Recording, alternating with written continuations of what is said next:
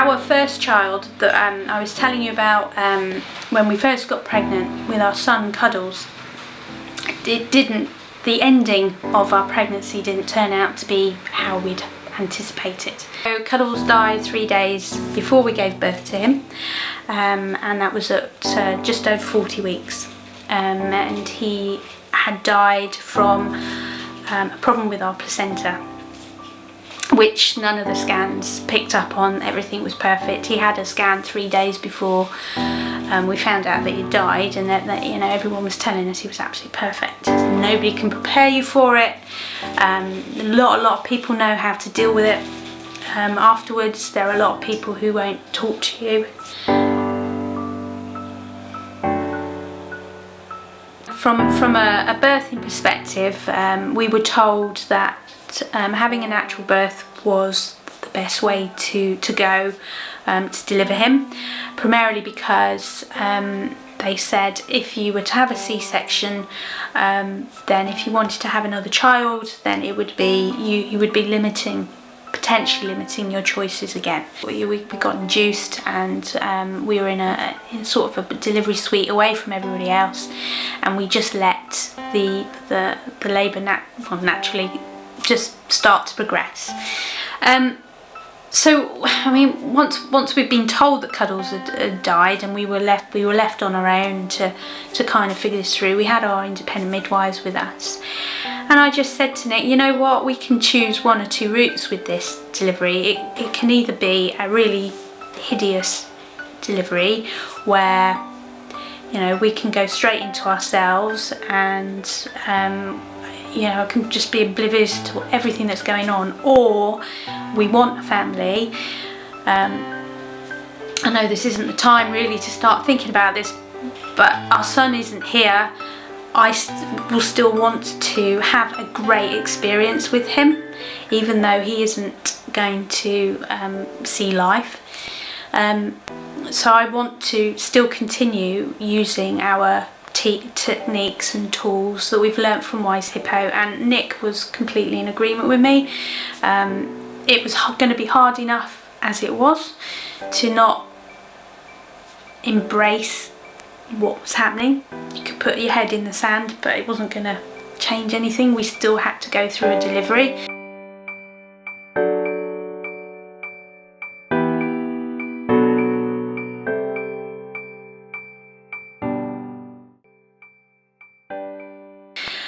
And so what we chose to do was to make it the greatest day that we possibly could, with the right birth on the day.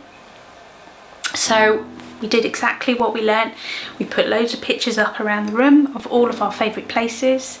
My cat had him on the wall, so he was staring at me, so I was looking at my cat, because obviously I love my cat.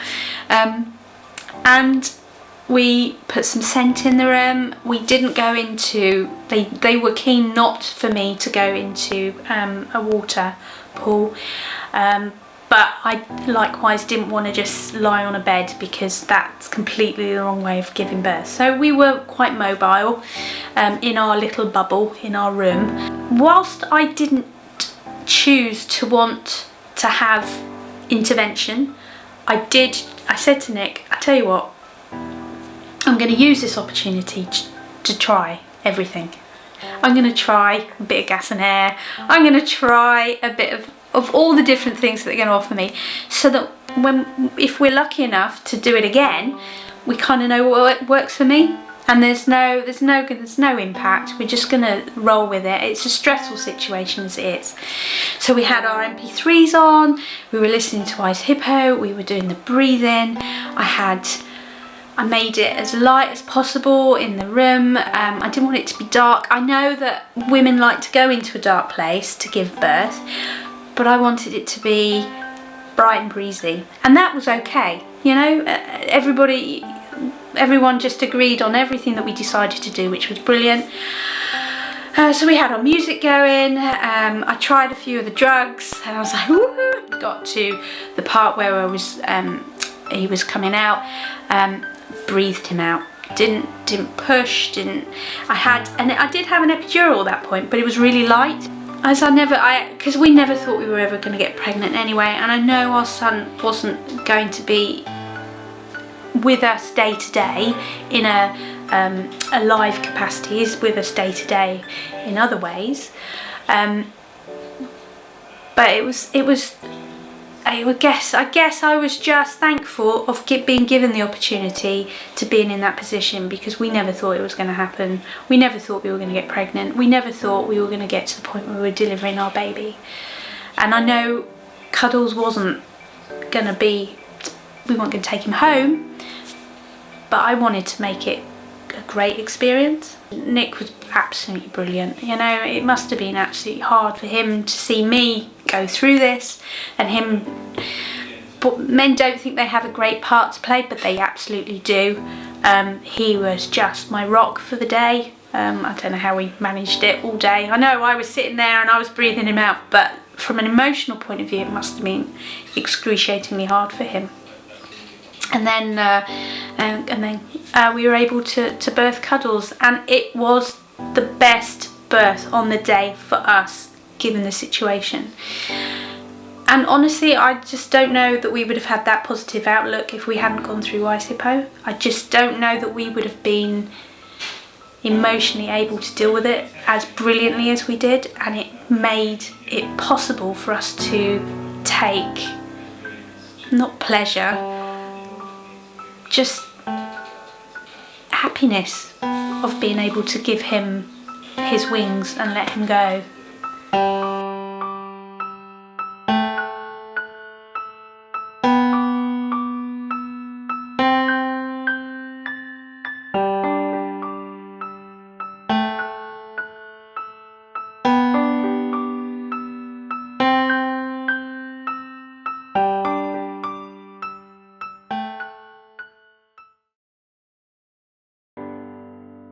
We could sit and be in our shells and you know, fall apart, or we can look to see how other people have dealt with this type of tragedy, learn from that, see how we can apply that, and look to what we want to achieve, which ultimately was to have a family.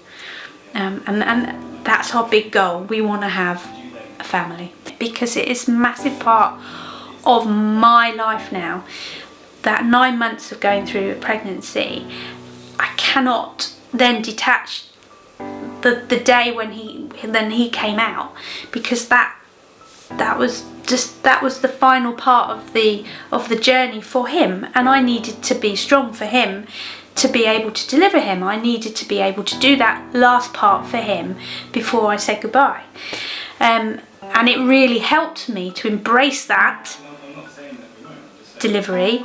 I kind of felt it was not closure, but it helped close the pregnancy and his journey with me before I then let him go. And then we remember him with lots of things that we do every day, through music, through Wise Hippo, through things that happen every day. We remember our son Cuddles, and we don't want to forget him. We don't want to put him in a box and not remember him. We want to keep him alive and also tell his brother about him when he's old enough. And then it helped us with our grieving process and our recovery. I say recovery because you never really recover from it, but the pain does get less through each day, and then you can celebrate him more rather than think of it as it was a really bad thing that happened, and that's all I'm ever going to focus on. It was a really bad thing that happened. Well, it did happen. It was not traumatizing. We did not have a traumatized birth with Cuddles. It was anything but. So we're not trying to replace Cuddles ever. I mean, he's a big part of our life. It's now, we talk about him a lot. People don't want us to talk about him. It's really weird how people approach us about it. People don't know how to deal with it. I mean, it's really strange. Death is the one certainty we have in life, and yet none of us know how to deal with it, especially when it's a baby or it's a child. People don't know how to talk to you. We had decided really quite early on that we wanted to go again. Yes, it's bad what we've just had happen to us, but if we don't embrace the time now, because I'm not a spring chicken, I needed to crack on with things. We need to try again, and we need to do it soon. Being able to have that clarity in our minds of what we wanted to do and how we wanted to achieve it gave us the ability to go back to the IVF clinic and say, right, we want to go again. And actually getting pregnant again, because we did successfully the very next time. We only went through one treatment and it worked. It was amazing. Actually, that pregnancy was kind of a healing process as well, supported how we felt with Cuddles. And then the very next day, then the panic started to go back in, because it was like, well, what if it happens again? How are we going to handle this? How are we going to manage a whole nother pregnancy with what could be exactly the same scenario at the very end of it?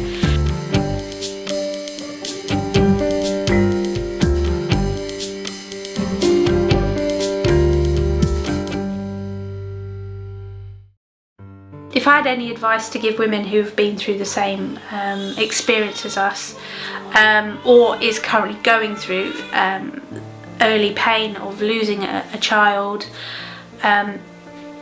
you have to embrace the pain. You're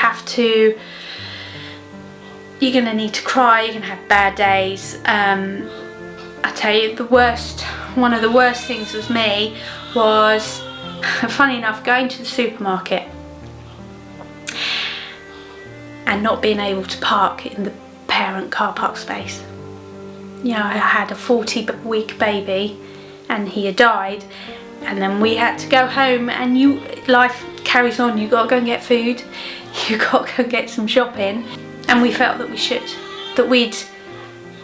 we'd earned the right to park in that space. I know it's really weird, but we couldn't park in the space. And then all the women come out in their prams and their babies, and they come out the woodwork, and they're everywhere, and you see them more than you do normally. They're absolutely everywhere, and that's really hard. And do not be afraid to tell people, I don't want to see your baby. I'm not saying that I don't like your baby, but I can't deal with it right now. I can't look at your baby, I can't be with your baby, I can't hold your baby, I am not interested in your baby. And that is absolutely fair enough.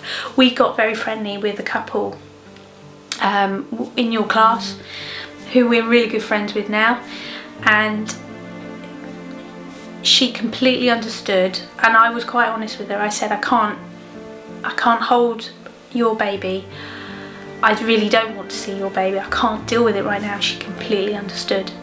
But you need to be able to tell people that that's what's in your head, and don't be afraid to say that, because that's probably how you're going to feel. Well, it's certainly how I felt. I just didn't want to see I didn't want to hear about pregnancies, I didn't want to hear about women who were pregnant, I didn't want to see babies, I didn't want to be around, I didn't want to go and see some of my friends because they all have small children, and I wasn't interested. But you have to go through the initial pain, and you shouldn't try to suppress it or not think about it, because it's going to be there, and if you don't deal with it, it'll just it'll get you in the end. You have to go through a grieving process.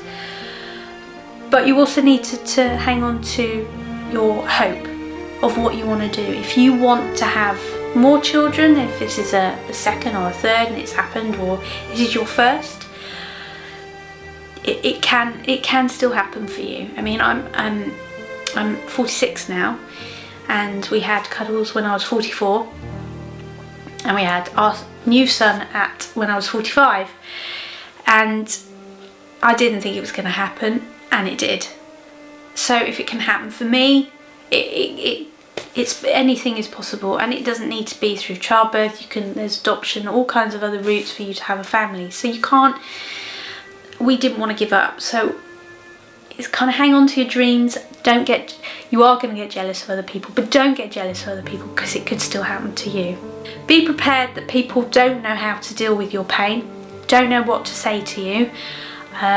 Most of my family didn't pick up the phone, didn't ring me to see how I'm doing, still haven't rung me to see how I'm doing, and haven't rung because there's now a bit of animosity because now we have our son, a new son, they haven't bothered to phone us. So there can be people in your life that you were close to that it will change, purely because they don't know how to deal with it.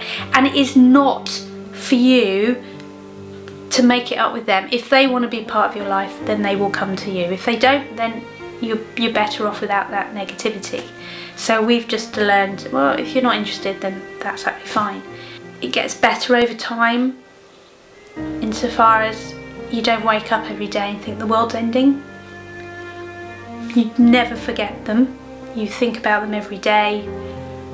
We constantly listen to music that will pop on, that was happening through my pregnancy, that will make us cry and think of him, but in a good way now, not in a my life is over kind of way, which is kind of how we felt initially. So yeah, just keep positive, don't give up on your dream, and always